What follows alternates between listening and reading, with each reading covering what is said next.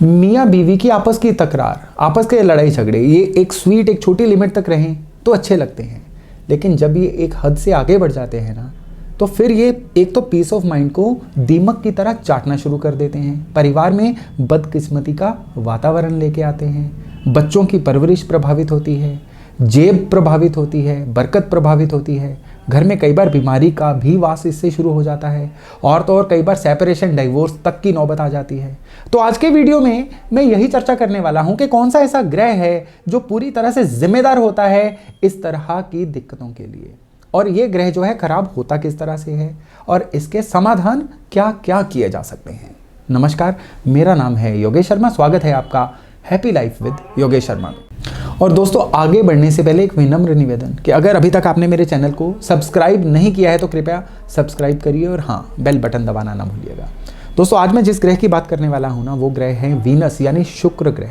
शुक्र ग्रह एक ऐसा ग्रह है जो पूरी तरह से रिस्पॉन्सिबल है मियाँ बीवी के परस्पर संबंधों के लिए।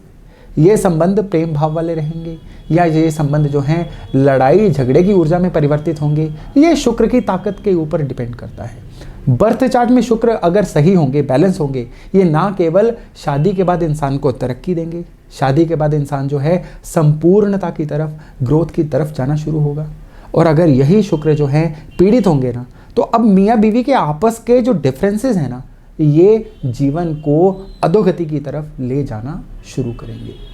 शुक्र को यूं तो कोई भी ग्रह कभी भी खराब कर सकता है, डिपेंड करता है कि एक चलते हुए एक शुक्र के साथ संबंध कैसा बना रहा है, लेकिन मेन 3 ग्रह ऐसे हैं जो हमेशा ही शुक्र के बैरी रहे हैं।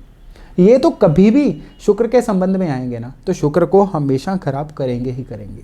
सूरज, चंद्रमा और राहु, और ये बारी बारी से किस तरह से जीवन में दिक्कतें देते हैं और इसको सही कैसे किया जा सकता है, मैं आपसे यही चर्चा आज करना चाहता हूँ। बात करते हैं सूरज की।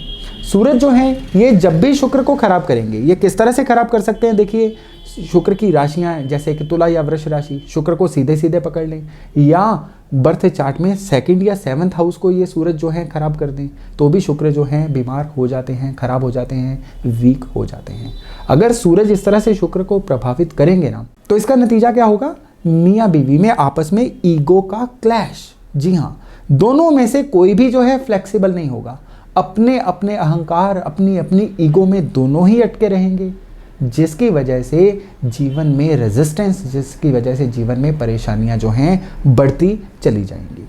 और सूरज जो है ना, सूरज अदरवाइज तो जीवन में रोशनी देने वाले ग्रह हैं, लेकिन जब ये सूरज शुक्र को खराब करते हैं ना, तो सबसे ज़्यादा प्रभावित किस चीज़ को करते हैं, फ्लेक्सिबल नहीं होने देते, किसी इंसान को एडजस्ट नहीं करने देते। अब अगर इस तरह का कोई कॉम्बिनेशन बन रहा हो ना, तो सूरज की चीज़ों को दान करना चाहिए। सूरज की जो चीज़ें हैं ना, जैसे कि तांबा या गुड़ या गेहूँ, आटा नहीं गेहूँ ओनली, ये चीज़ें जो हैं रेगुलरली मंदिर में, धर्म स्थान में डोनेट करना, ये सूरज को कंट्रोल करने में बहुत हद तक मदद करता है। अगर ऐसा किया जाए तो ये जो सूरज है ना, शुक्र को परेशान करना बहुत हद तक कम कर देते हैं।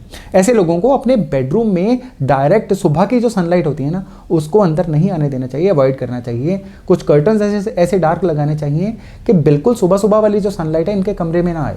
नॉर्मली कहते हैं कि सुबह की सनलाइट कमरे में आनी चाहिए, हाँ ये बात सच है, लेकिन जिनके सूरज शुक्र एक साथ है ना, उनके बेडरूम में, क्योंकि बेडरूम शुक्र है और सुबह की जो सनलाइट है वो सूरज है, इनको कंबाइन नहीं होने देना है। तब क्या करना चाहिए इनको, जब तक बिल्कुल दोपहर नहीं हो जाती, सनलाइट को अपने रूम में आना अवॉइड करना चाहिए। ऐसा करना है इनके लिए बहुत ही मददगार रहेगा, इनका शुक्र जो है बहुत ही बलवान होगा। सूरज के बाद हम बात करते हैं चंद्रमा की। चंद्रमा जो है ये किस तरह से शुक्र को प्रभावित करते हैं। नॉर्मली शुक्र चंद्र जब भी एक साथ होते हैं या चंद्रमा शुक्र को प्रभावित करते हैं ना, सास बहू के झगड़े ये बहुत ज़्यादा देखने को मिलते हैं। ये भी चलिए अवॉइड हो सकते हैं, दोनों में से अगर एक इंसान जो है एडजस्ट करने वाला हुआ तो। फिर भी जब भी चंद्र शुक्र को प्रभावित करेंगे, मियाँ बीवी में आपस में जो मेंटेलिटी होती है ना, वो ही मैच नहीं करेगी। मियाँ की अलग मेंटेलिटी होगी, बीवी की अलग मेंटेलिटी होगी, और उसी का जो मिसमैच है ना, आपसी झगड़ों के रूप में, फ्रस्ट्रेशंस के रूप में सामने आएगा। ऐसे लोगों को सबसे पहले तो चंद्रमा की जो चीज़ें हैं ना, वो डोनेट करनी चाहिए। दूध डोनेट करना चाहिए, चावल डोनेट करने चाहिए। उससे जो चंद्रमा है शुक्र को प्रभावित करना बहुत हद तक कम कर देते हैं। और इसके अलावा बेडरूम में चांदी की चीज़ें कम से कम रखें, क्योंकि चांदी जो है चंद्रमा होती है। अगर ये चांदी के कुछ शो पीस, चांदी का कुछ ऐसी एंटीक आइटम्स अपने बेडरूम में रखेंगे ना, तो इसका मतलब अपने जानबूझ के अपने शुक्र चंद्र का जो कॉम्बिनेशन है ना, उसको आपने बलवान कर दिया। अब मेंटेलिटी का जो डिफरेंस है वो इशू और ज़्यादा बढ़ जाएगा। इसके अलावा इनको जैसे चलता हुआ झरने के जो शो पीस होते हैं, या झरने की तस्वीरें तक जो होती हैं, या चलते हुए पानी की तस्वीरें जो होती हैं, वो भी अपने बेडरूम में नहीं रखनी चाहिए। इससे भी जो क्या होता है, इनका चंद्रमा ज़्यादा बलवान हो जाता है, शुक्र को प्रभावित करता है, और उसकी वजह से मैरिड लाइफ में दिक्कतें आ जाती हैं। और अब सबसे बड़ा इशू राहु जो है, जब शुक्र को प्रभावित करेंगे, ये मल्टीपल तरह से दिक्कतें दे देते हैं। एक तरफ से ससुराल वालों की इंटरफेरेंस की वजह से शादी खराब होती है, चाहे लड़की अपने मायके वालों की तरफ से कुछ इस तरह से इन्फ्लुएंस हो जाए कि शादी खराब कर ले, या लड़के के जो घर वाले हैं वो लड़की को तंग करना शुरू कर दें जिससे शादी खराब हो जाए। यानी जब राहु शुक्र को खराब करेंगे ना, तो इस तरह की दिक्कतें बहुत आएंगी। एक्स्ट्रा मैरिटल रिलेशंस, विवाहोत्तर संबंध, ये भी राहु जब शुक्र को खराब करते हैं तो बहुत ज़्यादा आते हैं। इसके अलावा जब राहु शुक्र को खराब करते हैं ना, तो मियाँ बीवी दोनों इतने अड़ियल माइंडसेट के मालिक बन जाते हैं कि ये शादीशुदा जिंदगी में दिक्कतों को सॉर्ट करना भी नहीं चाहते। ये काउंसलिंग वालों की बात नहीं मानते, ये बीच में जो भी कोई इंसान मीडिएशन कर रहा है उसकी बात को भी नहीं मानते, बस अपनी बात पे अड़ जाते हैं कि हमें तो सेपरेशन चाहिए। ये होता है राहु जब शुक्र को खराब करता है। कच्चा कोयला राहु है, लेड धातु राहु है, जौ, ये राहु होते हैं। कई चीज़ें हैं राहु की, जो बर्थ चार्ट में राहु कहाँ बैठा है उसके अकॉर्डिंगली हम डोनेट करवाते हैं, जल प्रवाह करवाते हैं, ताकि राहु जो है शांत बने रहें, शुक्र को खराब ना करें। ये तो खैर बर्थ चार्ट के ऊपर डिपेंड करेगा। घर के वास्तु में भी अगर हम बेडरूम में राहु की एंट्री को बंद कर दें तो भी बहुत हद तक राहु जो हैं शुक्र को खराब करना बंद कर देते हैं। अब राहु की एंट्री किस तरह से बंद की जा सकती है?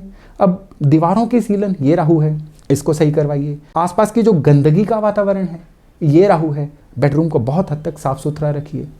अब मैं बहुत बार ये चीज़ अपने पिछले वीडियोस में भी कह चुका हूँ कि राहु का जो रंग है, नीला रंग, जिनके शुक्र राहु एक साथ हैं या राहु शुक्र को खराब कर रहे हैं, उनको बेडरूम में नीले पर्दे, नीली दीवारें कभी भी नहीं रखनी चाहिए। और इन सबसे ज़्यादा खास बात, बेड पे बैठ के खाना खाना, ये राहु को खराब बरबस करना है, तो इसलिए बेड पे बैठ के खाना ना खाएं। इस तरह से हम बहुत इजीली राहु को शुक्र को प्रभावित करने से रोक सकते हैं। तो दोस्तों, इस तरह से हम देख रहे हैं कि सूरज, चंद्रमा, राहु, ये किस किस तरह से शादीशुदा जिंदगी को खराब कर सकते हैं, और हम बहुत ही सरल तरीके से किस तरह से इन एनर्जीज को आपस में उलझने से रोक सकते हैं, जिसका रिजल्ट क्या होगा, शादीशुदा जिंदगी सही बनेगी। और जब शादीशुदा जिंदगी सही बनेगी ना, बच्चों का भविष्य भी उज्जवल होगा, आपकी कमाई के साधन नहीं बनेंगे, घर में बरकत आएगी, खुशियां आएंगी। यानी एक ही चीज़ से आपको बहुत सारे फायदे हो सकते हैं। तो ये जानकारी यहीं तक थी। बहुत जल्द मिलते हैं एक नई जानकारी, एक नए विषय के साथ। तब तक अपना खूब ध्यान रखिएगा। नमस्ते।